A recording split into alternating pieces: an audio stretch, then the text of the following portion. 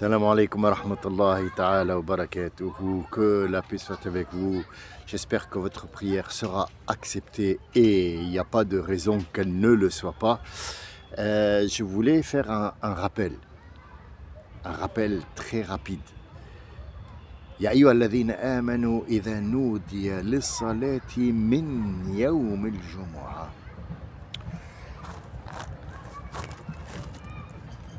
Cette pratique qui a été qu'on se rassemble tous les vendredis et qu'il y a une prière qui se fait, a été donnée par le prophète. Pour quelle raison? La raison est simple, c'est que chaque semaine, on doit se réunir d'abord pour en faire une fête, deuxièmement pour un petit peu se remettre à niveau, troisièmement pour se rencontrer et voir les choses qu'on n'a pas vues en semaine et la mosquée où on n'est pas allé pendant la semaine parce qu'on travaillait loin, parce que notre travail ne nous le permet pas. Il y a un travail dans la vie qu'on doit accomplir. On ne peut pas rester non plus dans une mosquée 24 heures sur 24. Il faut sortir travailler dans le sens où ton corps doit absolument travailler. C'est pas que toi tu dois apporter de l'argent sinon tu n'en as pas.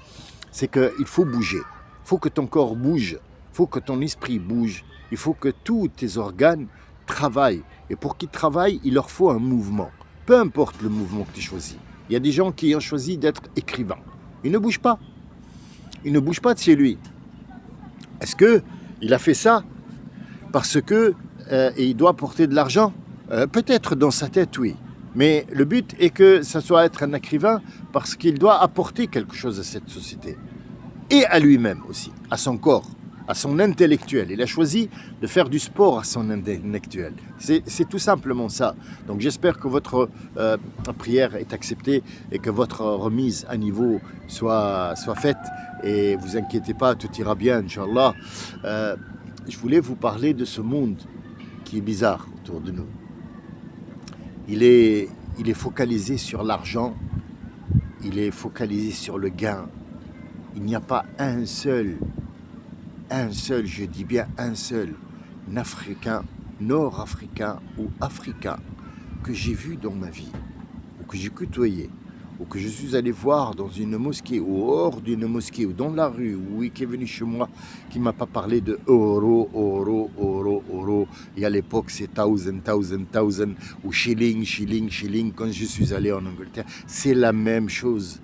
C'est la même chose depuis des siècles et des siècles. On ne court que derrière le gain. Et l'appât du gain et l'argent. Il y a des choses qui ne valent pas d'argent. Ils n'ont pas de valeur financière. Ils ont une valeur sentimentale. Ce que Dieu te donne comme étant bien, c'est pour qu'on bouge. T'imagines si par exemple Dieu a dit, écoutez, il n'y aura jamais de gain, il n'y a pas d'argent. Il n'y a pas d'argent, je vous demande juste. Ils ne bougeront pas les gens. Ils ne bougeront pas. Et si vous voulez, cette façon que Dieu subhanahu wa ta'ala a mis en place pour que nous puissions vivre, c'est cet argent. Mais il nous a prévenus, il ne faut pas focaliser dessus, il ne faut pas le prendre comme étant un chemin. C'est juste un outil. C'est juste un outil. Acheter un terrain, ce terrain ne t'appartient pas. Que ça soit sur le plan de l'État ou que ça soit sur le plan individuel, cette terre que tu transmets de fils en fils, en fait la terre, elle ne t'appartient pas. C'est l'espace qui est sur la terre que Dieu t'a donné. Mais la terre en elle-même, elle n'est pas à toi. Tu ne peux pas acheter une terre. L'annexer, oui, pour vivre dessus. Mais la terre en elle-même, même s'il y a des contrats écrits que cette terre t'appartient, elle ne t'appartient pas, la terre. Et toi aussi, tu appartiens à personne. Tout dans ce monde appartient à Dieu. J'ai fait cette introduction pour parler de choses qui sont plus virées vers la politique plus que la religion ou les sentiments. Mais il y a un certain côté spirituel et un côté citoyen, sensation, sentiment. Il y a des sensations de dégoût, et il y a un sentiment de trahison. Voilà, donc c'est dans ce sens-là. Nous avons, ou nous étions, ou nous sommes encore un quartier.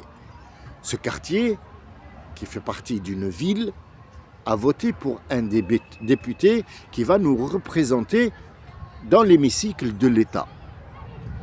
Peu importe notre parti, peu importe notre dérivation sur un parti, nous avons choisi quelqu'un qui va parler en notre nom. Moi, je suis un citoyen français. Je ne représente personne, mais je suis au milieu d'un ensemble qui s'appelle village, qui s'appelle ville, qui s'appelle quartier. Mon problème dans mon quartier, c'est qu'il y a trop de bruit, il y a trop de voitures qui sont garées, il y a un lampadaire qui fonctionne 1 fois sur 5, les poubelles ne sont pas prises, le bâtiment, il n'est pas bon. C'est mon seul problème? Oui.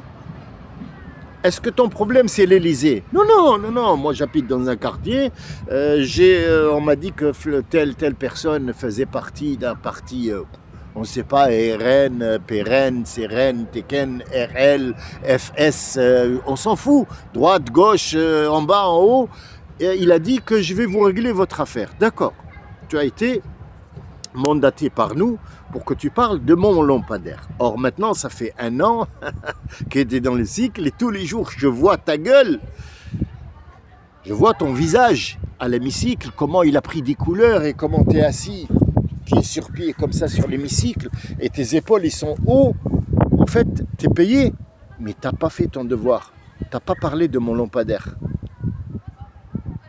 Moi, je m'en fous des autres. Tu me dis, oui, mais vous êtes beaucoup. Mais moi, mon lampadaire, moi, j'ai voté pour toi.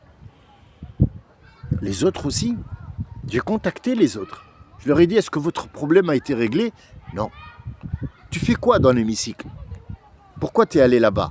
Pour parler de nous. Tu as été député de la Guadeloupe. Tu as été député Cayenne. Tu es un député de la Réunion. Comment l'autre Ruquier, il a dit Miquelon et Saint-Maclou et Miquelon, ou je ne sais pas comment ça s'appelle déjà. Oui, tu es député. Tu es député pourquoi? Pourquoi on t'a élu là-bas pour venir ici en métropole dans l'hémicycle? C'est pour défendre les intérêts, la route, le commerce, l'argent, l'inflation, le lampadaire, mon lampadaire à moi. J'y tiens à mon lampadaire, j'y tiens à mon immeuble, j'y tiens aux voitures qui sont mal garées, j'y tiens parce que j'y vis. C'est ça ma vie. Donc en fait, la seule différence entre le RN et vous, c'est que le RN, il a fait ce qu'on lui a demandé. Oui, on lui a demandé d'être un grand voleur, mais aussi de tacler et d'attaquer tout ce qui est musulman, étranger, tête de nœud, bougnoul. Il faut qu'ils dégagent. Ils ont fait leur travail. C'est ce qu'ils font 24 heures sur 24. Ils ont été payés pour ça et ils l'ont fait. Mais toi, tu ne l'as pas fait. Donc moi, à mon niveau, je retire mon approbation pour que tu sois élu. Moi, je propose à l'État de faire un référendum de mon quartier. Tout le reste ne m'intéresse pas. Mais de mon quartier, pour destituer cette personne qui a été envoyée pour parler pour mon lampadaire et pour le problème de mon voisin là-bas et l'autre et la route qui est bouchée à truc et l'autoroute dans son truc de prédilection, mais il ne l'a pas fait. Donc pour nous, il doit être destitué, on doit mettre quelqu'un d'autre pour parler de notre problème. Je pense que cette façon de penser, cette façon d'aborder les choses, à mon avis, à mon humble avis, ce n'est qu'une proposition parmi des 50 millions de propositions que les gens font. Je pense que c'est la seule qui est correcte et acceptable, dans le sens où je pense que régler les problèmes locaux ou locaux, si vous voulez, c'est une très bonne façon de régler tous les problèmes en même temps. Ça veut dire si on prend par exemple un problème qui est sur toute la France. la délinquance. Ouais, on va faire en sorte, on va apporter d'autres policiers. Mais tu n'as pas réglé le problème. Je pense que tu ne l'as pas réglé. Quand tu as fait un coup dur sur, par exemple, Marseille, Place Nette, et tu crois que c'est bon, ça y est, tu as réglé le problème? Non, non, je pense pas. Je pense pas. Même, si tu arrives avec l'armée et que tu nettoies aujourd'hui, demain matin, il y a d'autres champignons qui vont pousser. Pourquoi? Parce que tu n'as pas combattu le foyer. Demandez à n'importe quel pompier dans la vie, dis-lui quand il y a un feu, qu'est-ce qu'on t'a appris? À éteindre le feu ou aller dans le foyer pour l'éteindre? C'est son métier. Il sait très bien le feu, d'où il est parti. Donc il voit un petit peu le brasier, il a un petit peu une connaissance, parce que c'est son métier, il connaît où il va éteindre. Une maison qui prend feu à l'intérieur, en aucun cas, au grand jamais, n'ouvrir une fenêtre, sinon ça fait une explosion. Parce qu'il y a de l'oxygène dehors et de l'hydrogène qui vont avoir un contact avec le feu et ça fait boum. La déflagration, revenons à cette déflagration, vous savez ce qui tue dans une bombe, c'est pas la bombe elle-même, c'est l'onde de choc. C'est l'onde de choc. Vous savez, on a explosé Marine Le Pen. Politiquement, je parle, attention, il ne faut pas me mélanger, prendre mes mots à la lettre. Je sais qu'il y a un algorithme qui récolte les petits mots comme ça qui sont là, et donc l'image est faussée. Non, on l'a explosé dans le sens politiquement. Et alors, qu'est-ce qui a atteint le RN? Qu'est-ce qui a éteint les 11 millions qui ne se sont pas présentés quand elle leur a fait appel sur la place Vauban, ou je ne sais pas comment elle s'appelle, pour leur parler? Ils ne sont pas venus. Pourquoi?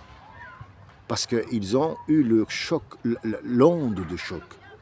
Ce qui tue, par exemple, quand il y a un nucléaire, le nucléaire, il a par exemple 20 mètres carrés où il y a cette brûlure effectivement de l'uranium qui va avoir un impact direct sur l'endroit. Mais le reste du monde, il y a cette onde de choc qui va tuer des arbres, qui va tuer des gens, qui va brûler des gens au 3e degré, et pourtant il n'est pas près de la bombe, il n'est pas à côté. C'est ça le problème, c'est l'onde de choc. Donc quand il y a je dissous l'Assemblée nationale, il y a eu une onde de choc qui a provoqué énormément de problèmes, et pourtant, ça a été dit par un président de la République, réfléchi avec ses conseillers, ça fait un problème. Est-ce que ça nous a atteint? Oui. Pourquoi? Parce que le mec qu'on a mandaté pour parler de notre problème, il ne l'a pas fait. Humilité, argent, chauffeur, tranquille, député. Il va, il vient avec ses cartables, mais on n'a rien vu. Il n'y a rien qui a changé dans notre quartier depuis 8 ans. 8 ans qu'on est élu, 8 ans qu'on va élire, 8 ans qu'on va voter, et 8 ans, il ne se passe rien. Et à chaque fois, il y a un élu qui va là-bas, et qu'est-ce qu'il fait? Rien.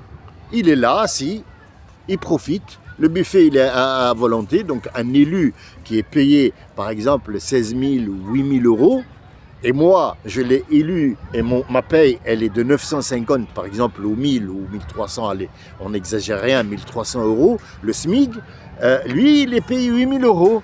Déplacement gratuit, bien sûr, mais le buffet qui est, parce que moi j'ai travaillé au Parlement européen de Strasbourg, j'y ai travaillé et je sais que le buffet, il est à 3,50 €, ils mangent de la viande à volonté, des plats, vous n'avez même pas idée de ce qu'ils mangent dans leur cantine à 3,50 €.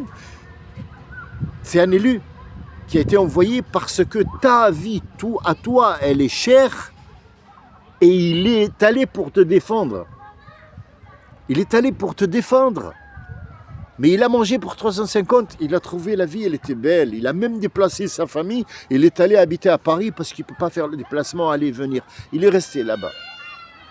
C'est ce que M. François Bayrou fait. M. François Bayrou fait, c'est quoi?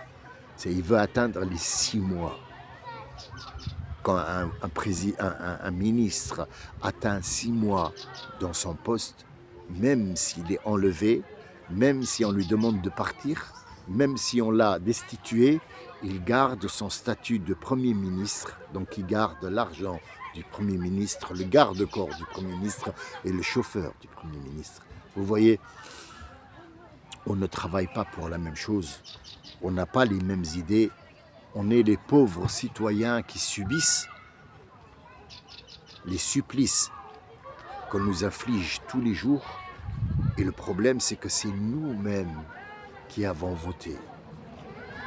Pourquoi ne pas faire une loi qui dit que si le député ne fait pas son travail, les gens qui l'ont élu peuvent le destituer et mettre un autre qui pourrait peut-être faire le travail. Et s'il ne le fait pas, ainsi de suite, jusqu'à arriver à un de ces jours où il y a une génération d'autres gens, d'autres pensées, une autre vie où tout ça changera et que le citoyen prendra goût à vivre, prendra goût à aimer son pays, la terre où il est dessus. Vous savez, moi, c'est pas pour défendre les jeunes de cité. J'ai jamais vécu dans une cité, Dieu merci. Alhamdoulilah, c'est grâce à mon père et grâce aussi à Dieu qui a fait en sorte que je ne vis pas dans une cité. J'ai jamais vécu dans une cité juste parce que mon père a fait la même chose. J'ai pas voulu que mes enfants le fassent. On a été de passage, pour être honnête, on a été de passage pendant 2 ou 3 mois dans une cité qui s'appelle La Gabelle à Fréjus. Et quand mon père a vu ça, il a tout de suite pris pied au cou, ses enfants, il est parti, il s'est endetté pour nous faire habiter quelque part où il n'y a pas ça. Mais qu'est-ce qui se passe dans une cité?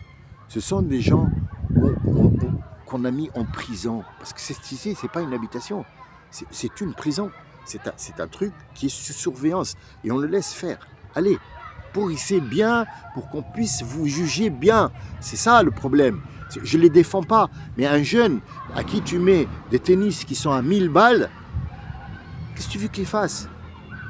Il attend qu'il soit docteur pour acheter ça? Non. Non, il ne va plus faire des études, puisqu'on lui propose plus. On lui propose plus que ce qu'il va gagner quand il sera docteur. Il ne voit pas la chose comme toi, tu la vois, comme étant à mon âge, à moi. On commet tous des problèmes quand on était petit ou des conneries. Pourquoi? Parce qu'en fait, c'est la pas. On est inconscient. On n'a pas la conscience d'une personne qui est âgée et qui te dit, voilà, moi j'ai fait une bêtise et je regrette parce que j'aurais pu faire des études et devenir un médecin. J'aurais pu me permettre d'aller dans un bon restaurant, d'avoir des chaussures qui sont chères, d'avoir des vêtements bien gagnés. Et en plus, j'ai aidé mon pays ou ma ville ou mon truc pour. Problème? Oui. Solution? Il y a toujours une solution. On l'accepte? Là, le problème, il est. Est-ce qu'on l'accepte ou pas? Est-ce qu'on est avec toi ou pas? Qu'est-ce que tu veux dire? Il y a des gens maintenant qui sont en train de comploter. Qu'est-ce qu'il veut dire parce qu'il a dit le mot et le machin? C'est une connerie. Il cherche les pouces et tout. Mais l'histoire, elle est claire. Mes discours sont très, très détaillés. T'as pas à chercher derrière moi. Ça ne sert à rien. Je te dis ce qu'il y a. Je suis sincère avec toi. Je dis tout ce qui passe par mon cœur. Et moi, franchement, je l'ai dit, le lampadaire, je rigole, c'est pas, il n'y a pas de lampadaire où j'habite, mais j'ai choisi le lampadaire parce que je me suis dit, c'est une pointe d'humour pour que les gens comprennent que leur problème est plus fin que le problème de l'État. Donc ils regardent là où il ne faut pas regarder. Sa place de parking, elle est toujours prise. Il n'y a pas où se garer le soir. C'est un problème, c'est infernal, c'est plus une vie. Là, j'habite près d'un train. Tous les jours, j'ai ce problème-là et j'ai l'avion. Comment elle est, ma vie? Comment elle est? Elle est stressée. J'ai pas de calme. Qu'est-ce que je fais? Je vais demander à un élu de faire, par exemple, un paravent. Est-ce qu'il existe? Oui. Oui, le paravent existe, où il y a des habitations qui sont traversées par un train. Peut-être un avion ne peut pas, mais qui sont traversées par un train. Il y a des paravents. On paye les impôts pour ça, ils mettent un paravent qui rejette le bruit. Ça existe, bien sûr que ça existe. Ils le font sur les autoroutes. Pourquoi ils ne le font pas sur une rail qui traverse des habitations? C'est simple. Il est où l'élu? L'élu, il est où? L'élu, il est au buffet. Il est au buffet, le soir, il est dans la chambre d'hôtel. Et puis après, il sort, il rentre chez lui, tranquille, il n'y a pas de problème. Son petit whisky ou son petit apéro, il regarde la télé, tranquille, et il prépare ce qu'il va dire le lendemain comme connerie. Cherchez pas à midi à 14h. Cherchez pas à midi à 14h. On cache un problème par un autre. Et on cache le problème qu'on a mis sur l'autre par un autre plus grand jusqu'à ce que le citoyen soit perdu. Compliqué. Compliqué. C'est très compliqué. Il y a des lois qui peuvent être mises en place. Je ne dis pas, moi je suis un amateur de motos. J'adore les motos. Mais tous les jours, on a 50 motos à qui on enlève le réservoir pour faire beaucoup de bruit. Qu'est-ce que ça fait? Ça fait que je déteste la moto. Ça y est, je déteste les gens, la moto et le quartier où j'habite. Donc il y a un gros problème que l'élu qui a été envoyé pour faire ça n'a pas fait son devoir. Donc peut-on, la question que je pose, et c'est une vraie question, peut-on avoir le droit, nous, comme étant citoyens, comme étant peuple, comme étant référendum, de quartiers ou de villes pour? Je vous ai promis l'autre fois de vous parler qu'est-ce que veut dire ville et qu'est-ce que veut dire village dans le sens religieux ou coranique ou dans les écrits. Je ne pense pas qu'aujourd'hui ça serait le moment idéal d'en parler parce qu'on est loin. Aujourd'hui je vous ai dit que mon idée de maintenant ce n'était pas une opinion, c'était un coup de gueule que j'ai poussé parce qu'en fait il n'y a rien qui a changé. On est toujours dans le même délire et il n'y a rien. Il s'est rien passé. J'ai fait, il y a 3 jours, j'ai fait un spot, ça s'appelle un spot je suppose, donc où il y a des photos et j'ai mis, voilà les choses qu'on regarde, mais qu'on ne voit pas. Et il y a 2 photos que j'ai mis, c'est pas spontané, non, je les ai fait exprès. J'ai mis 2 photos qui n'ont rien à voir avec les plantes que j'ai mis. J'ai mis la culotte. Un ensemble de culottes en 1800, comment elle était la culotte de l'être humain, jusqu'à arriver au petit string, la petite ficelle. Donc en fait, je l'ai fait exprès pour que, est-ce qu'il y a quelqu'un qui a vu ça? Est-ce qu'il y a quelqu'un qui a réagi? Et il y a au moins 200 personnes qui ont vu le spot en une journée. Est-ce qu'il y a quelqu'un qui a réagi? Il a dit, qu'est-ce que cet oiseau fait là? Et qu'est-ce que ces culottes font là, au milieu des fleurs? Ils ne l'ont pas vu. Ils l'ont regardé? Oui. Ils ne l'ont pas vu. Ils n'ont pas remarqué que la chanson, je l'ai décalée.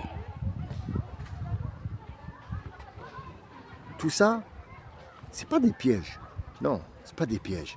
Je voulais voir qu'est-ce que les gens regardent. Rien. Rien. Tu peux leur parler 50 ans.